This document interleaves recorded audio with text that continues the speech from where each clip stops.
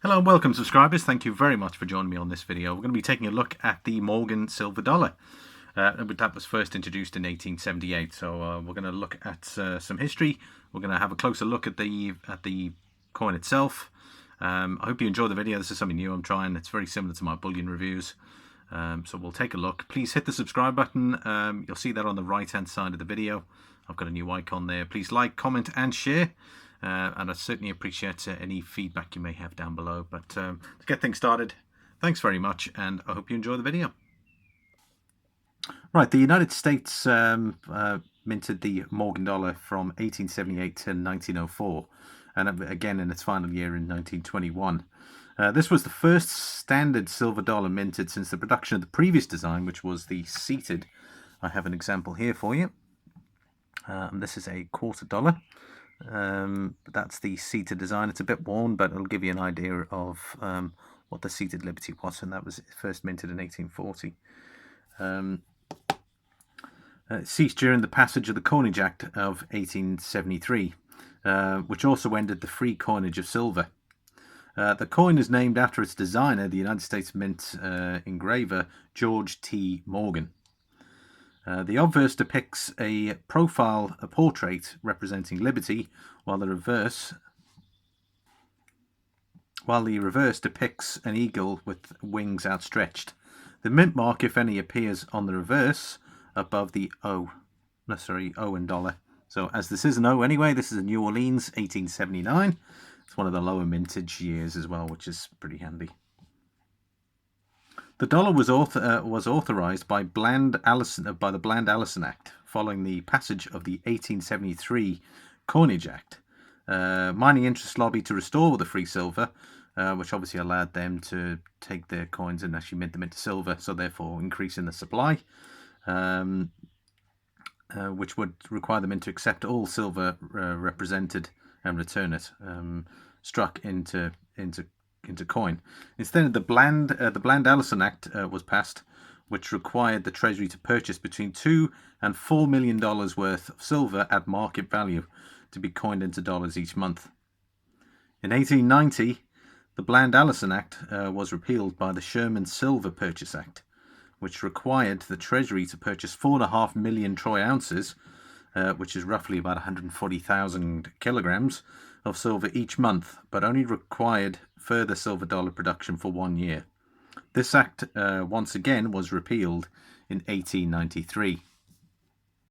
In 1898, Congress approved the bill that required all remaining bullion purchased under the Sherman Silver Purchase Act to be coined into silver dollars.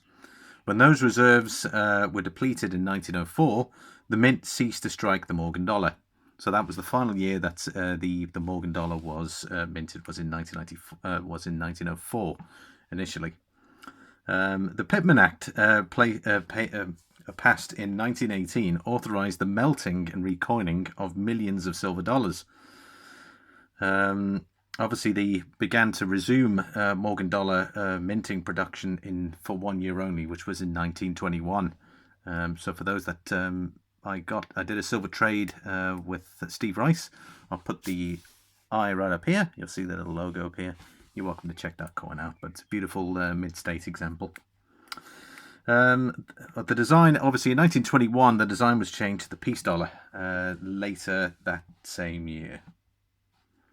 So we can have a look at the reverse here. So what we have is we've got the eagle clasp with arrows and olive branch, so we can see that there. So the arrows depicting it's ready for war, but it offers peace. Beautiful detail on the eagle there with the eyes. In God we trust. You can tell this coin has been used, so you can just imagine whose hands that's been in since 1879. Beautiful. Imagine that. It's actually 100 years. It was 100 years before I was born, to be exact, which is pretty cool. Obviously, the design date was 1878, and then it continued through to 1904, and then was reminted again in 1921. Looking at the obverse, we've got Liberty. Beautiful example there of Lady Liberty. You can see their beautiful details. Lovely face as well. I mean, just imagine that the face very, very smooth in detail, with the lips, the nose, the eyes, and beautiful hair detail as well. and the Crown. Oh, sorry, yeah, the Liberty. The just trying to think of that. What exactly what they call that? Sorry, it's not a crown. It's I'm sure someone can let me know in the comment down below. I know what I'm visualizing it, but you can see the cap as well. The cap is there as well, and further detail. Obviously, its consistency or composition is 90% silver and 10% copper. It has a reeded edge.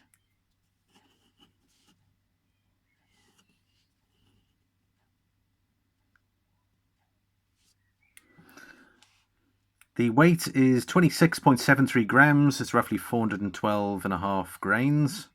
The diameter there to there is 38.1 millimeters with a thickness of 2.4. Mint marks associated with, obviously with no mint mark is Philadelphia. The rarer Carson City mark is a CC. San Francisco is an S. The New Orleans is the O, which is on this piece here. You can see the O right there, just above the O in dollar. And then finally D for Denver. Thank you so very much for watching. I hope you enjoyed the video. I might be doing more of these. Let me know in your comments down below if you think they're worthy for your viewership. Of course, we'll also be looking at various coins around the world. So we could also look at half crowns, crowns, double crowns. It'll be an absolute pleasure to do a history of world coinage to a degree. So let me know in the comments down below what you think. I'd certainly appreciate any feedback you may have. Thank you very much for joining me. Don't forget my content there. I've got the other video in the middle, and I've got 2 other additional videos on the side. I look forward to doing the next video. Thank you very much, and have a great day further.